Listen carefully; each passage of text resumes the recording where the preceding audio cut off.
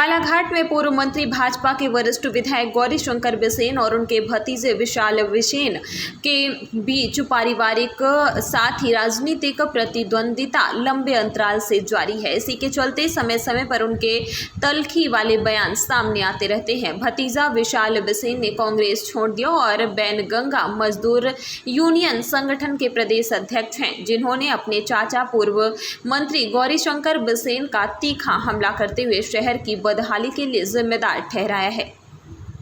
बालाघाट शहर में लंबे समय से आप देख रहे हैं जो राजनीतिक परिस्थितियां हैं, खासकर सत्ता पक्ष के विधायक के द्वारा पिछले 6 महीने में जो बालाघाट में उनके द्वारा कृत्य किए गए, 6 महीने बोलिए साल भर में जो कुछ भी हुआ है वो कहीं ना कहीं जनता के अहित में किए गए काम।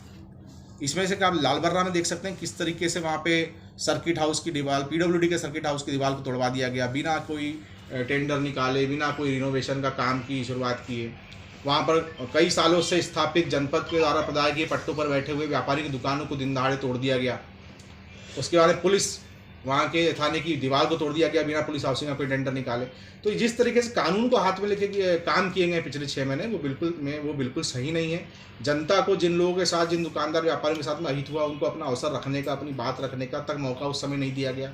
अधिकारियों ने अपने हाथ खड़े कर दिए, प्रशासन ने किसी तरीके का उन व्यापारियों को कोई सहयोग नहीं किया। आज वहाँ पे जनपद की निधि से और विधायक की निधि से वहाँ पर चौड़ी सड़क बना रहे हैं, पर जो 50, 60, 70, 100 घरों का लगभग व्यापार जो प्रभावित हुआ है, उन 100 परिवारों के चूल्हे नहीं जल पा रहे कई महीनों से, उस पर विधायक क्या कहेंगे? उस पर उन्होंने सिर्फ एक लाइन में बोल दिया कि अतिक्रमणकारी थे। तो भैया अगर अतिक्रमणकारी थे और 50 साल से स्थापित थे तो उनको पहले विस्थापित किए जाने की योजना बनाई जानी चाहिए थी, उनको विस्थापित किया जाना चाहिए था। उसके बाद में फिर उनके जो आजीविका के साधन उनको हटाए जाने चाहिए थे। ऐसा कुछ किया नहीं गया। उसके अलावा मैं आपको बता दूं कि बीच में आपने ये भी देखा होगा कि बालाघाट में भी अभी कुछ दिनों से हम देख रहे हैं कि विधायक जो है यहाँ की पिछले महीने गर्मी में निकले थे पूरे शहर में सफाई अभियान करने के लिए कि पूरा हर एक दिन में मैं एक वार्ड में जाऊँगा। उन्होंने पत्रकारों को भी कहा था, साथियों की, भाई 11 बजे रोज़ आपको यहाँ सर्किट हाउस में खाना खाना है, ऐसा सुना था मैंने, मेरे साथ अलग अलग वार्डों में चलना है।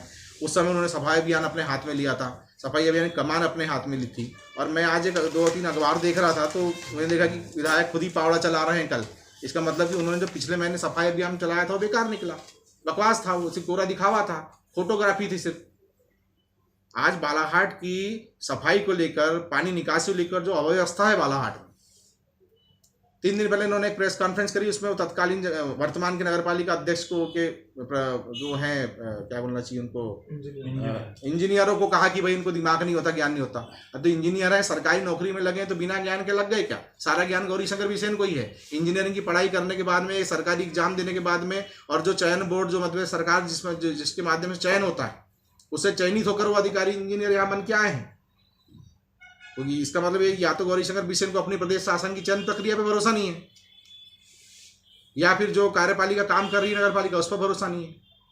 मैंने ये भी देखा कि उनके प्रेस कॉन्फ्रेंस में कि वो नगरपालिका अध्यक्ष के जो प्रतिनिधि हैं उनको बोल रहे हैं कि तुमको नहीं समझता, ये सब कहने की बातें हैं। या फिर तो भैया मेरा कहने का मतलब सब विधायक गौरीशंकर बिसेन को समझता है तो 38 साल से कर क्या रहे हो? 19-20 साल से विधायक हो बालाघाट के, 10 साल सांसद रहे, मंत्री रहे। 1 साल के नगरपालिका अध्यक्ष या 5 साल के नगरपालिका अध्यक्ष की गलती नहीं है अगर शहर में स्थिति बनी हुई है। तो मैं तो बोलता हूं तो 20 साल से विधायक बन के बैठा है। और नगरपालिका अध्यक्ष विधायक के सामने होता क्या है? विधायक है, विधायिका में बैठते हो, सदन में कानून नियम तक बनाते हो, इतनी ताकत है तुम्हारे पास में, और तुम अपने शहर का पानी निकासी नहीं कर पा रहे हो।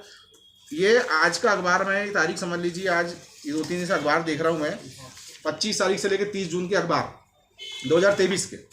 आप 25 से 30 जून के अखबार जो है 2022 के भी निकाल लीजिए, 21 के भी निकाल लीजिए, 20 के भी निकाल लीजिए, पिछले 10 साल के निकाल लीजिए, हर बार गौरीशंकर आपको हनुमान चौक में दिखेगा। ऐसी तैसी कराने जाते हैं क्या वहां पे? व्यापारी नाव बना के चला रहे हैं हनुमान चौक में, मजाक बना लिया है बालाघाट को, बालाघाट की जनता को बेवकूफ समझता है।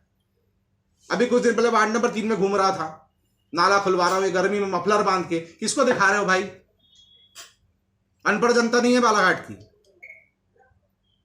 ये बात विधायक को समझनी चाहिए कि जनता को भी अब समझ में आ गया है।